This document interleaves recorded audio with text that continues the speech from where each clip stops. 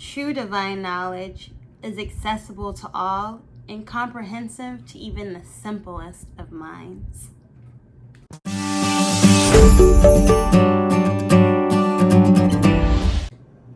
When I discovered my realization that I was actually experiencing a spiritual awakening, really throughout my whole life, I think the first thing I did was go track my memories.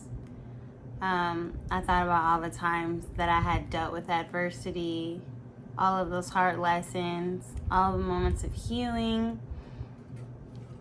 all the times that I was able to grow and mature through whatever pain I experienced. And as I did that, I just found myself overwhelmed with this inexplicable gratitude and lightness. It was like this weight had been lifted off of me. And there's this clarity and this release of pressure, this warmth and expansion in my heart space. There's just this relief and a feeling of empowerment to know that all of that adversity that I experienced and all of the hard work I had put in wasn't for nothing, that it all mattered, and that it all meant something and added up to something really beautiful. You see, I had always wanted to be a teacher and a mother because I love kids, I love babies.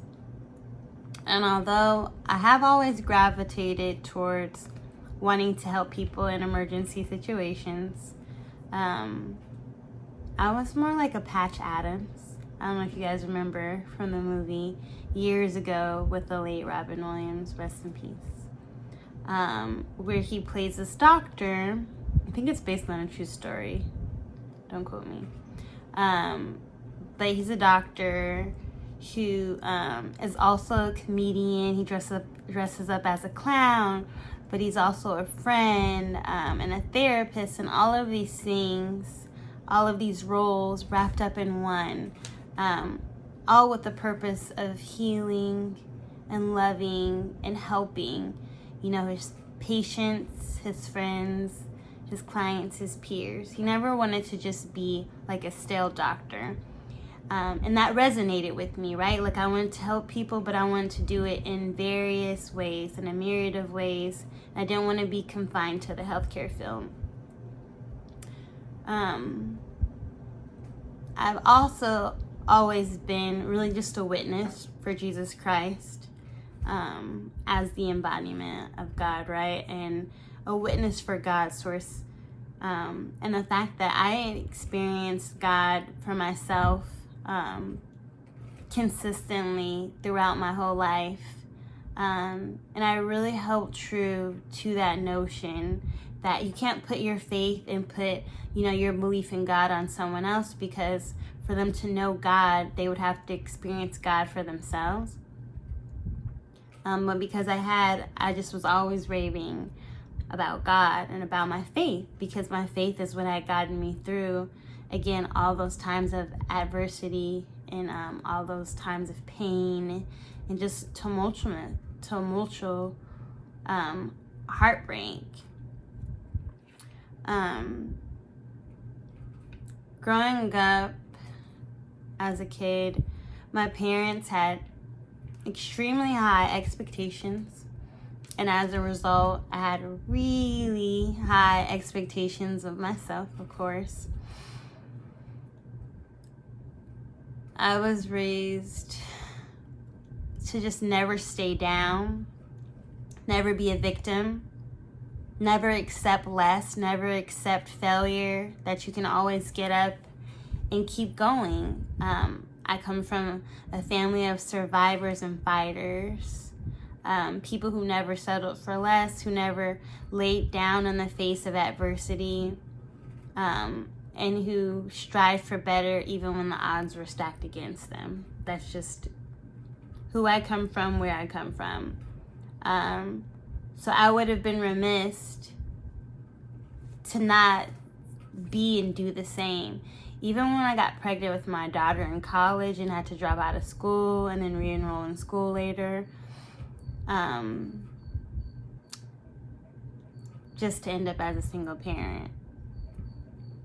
Even if it was leaving toxic, abusive relationships, utilizing and applying for supplemental government assistance, living off my financial aid or student loans when I was in school, on and off, and even with my bouts of homelessness, and really struggling. I never gave up my faith. I never gave up faith in God's source, because there are just too many times during my life, especially in, early adulthood, where there's just no way I should have made it out alive or made it out okay. And not more beat up than I had been beaten up. And I know none of that could be owed to anyone but God's source, and my spirit guides, my protectors, my divine interventionists. I knew that. But I think most importantly, through all of that adversity, I knew that I was worthy and deserved more and better. Like, I knew that my daughter deserved the best life and was worthy of the best life. So I never gave up my faith, and I never gave up the fight.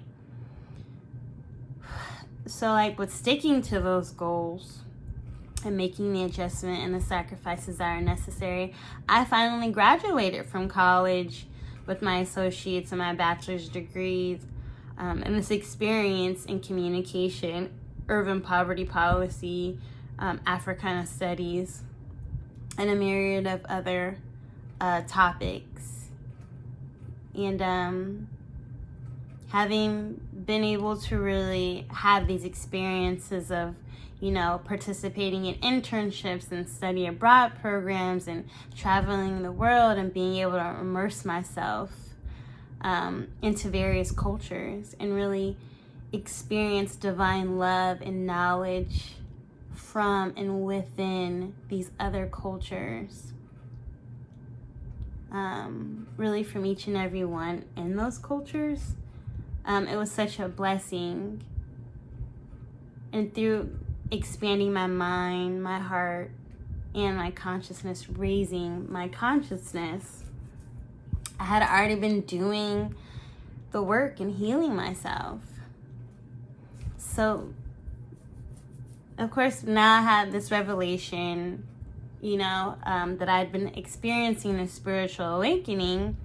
And I just was sure that it meant that I'm supposed to use this wisdom and this accumulation of not only worldly knowledge, but spiritual knowledge at this point that I've gained to share and teach with others, with you all. So I want to just, I want to do my part and remind everyone really that spiritual awakening and enlightenment, and truly being one and becoming one with God's source, divine light, divine love, is really for everyone.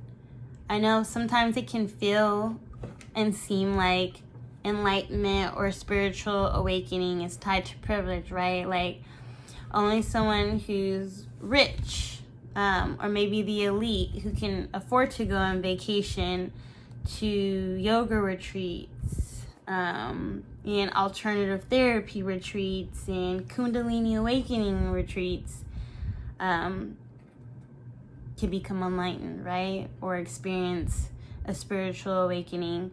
Or maybe that middle class people who have vacation time or breaks, who use that time to do yoga or meditate, are able to spiritually awaken and become enlightened. But the fact of the matter is, spiritual awakening isn't for just yogis, yoga instructors who dedicate their everyday practices to becoming enlightened, or to even the Buddhist monks or the monks that are able to leave their families to go into isolation to learn, the ways of Buddha and reach full enlightenment. Not even monks are designated just for true enlightenment. Everyone has access to and can spiritually awaken and become enlightened. Enlightenment's for, the poor black kid who lives in the hood and is underserved, going to an underserved school with bad books or no books, and a teacher that doesn't have any faith in them,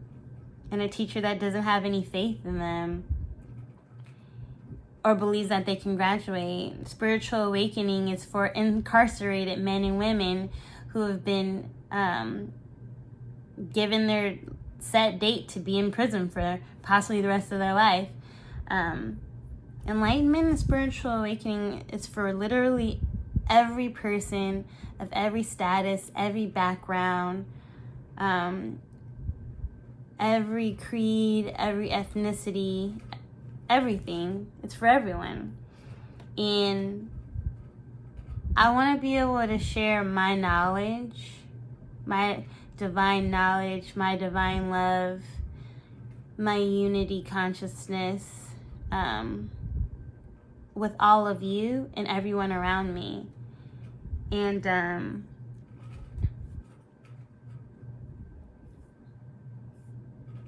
I think that at the end of the day, divine knowledge and healing and love needs to be shared in a comprehensive way, in a way that can land with everyone. And I feel like, although I'm newly realizing that I am a teacher within this journey, I have the resources and the voice to be able to do that. So as I continue to read and research and find new tools and utilize and practice with new tools and resources, I hope to be able to deliver that information and share with you and educate everyone, again, in a comprehensive way that lands with each and every individual who watches, because each and every one of you are important to me, but really to this whole collective consciousness. And if you watch with me, you'll be able to see me try and discover these new tools as I raise my consciousness.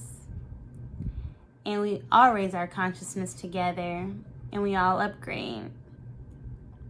You see, me as a communication studies major and blessed with the gift of gab, I'm really excited and honored to be able to share with each and every one of you as you come along with me on my journey of a spiritual awakening through faith. I'll see you next video.